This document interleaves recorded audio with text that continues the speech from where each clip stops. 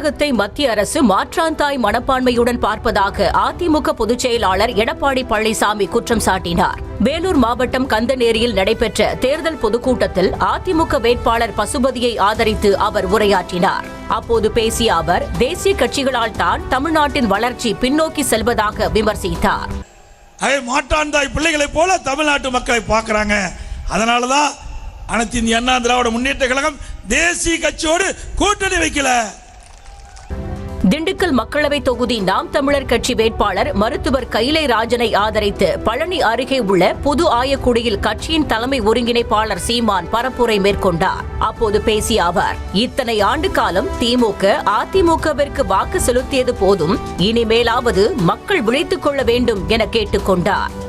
இனியும் இந்த திமுக அதிமுகவை நம்பி இந்த கொடுமைகளை மறுபடியும் இந்த இவங்களுக்கே வாக்கு செலுத்தி உங்க பிள்ளைகளை இத்தனை காலமும் ரோட்ல போட்டீங்க. இனிமே அவங்களுக்கு ஓட்ட போட்டா எங்களை தூக்கி நேரடியா சுடுகாட்டுல போட்டு யாருக்கும் போட்டு போங்க. இதுக்கு மேல கத்தி சாக முடியாது எங்களால.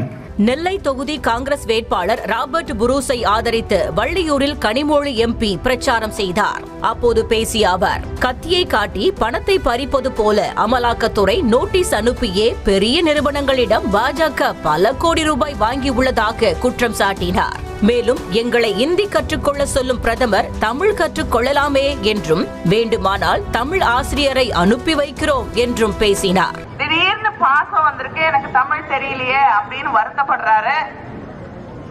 நான் தமிழ்நாட்டுல பிறக்கலையேன்னு வருத்தப்படுறாரு. ஒன்னும் தமிழ், நீங்க எங்களெல்லாம் ஹிந்தி கத்துக்கோங்கிறீங்கல்ல, அதே மாதிரி நீங்க தமிழ் கத்துக்கோங்க.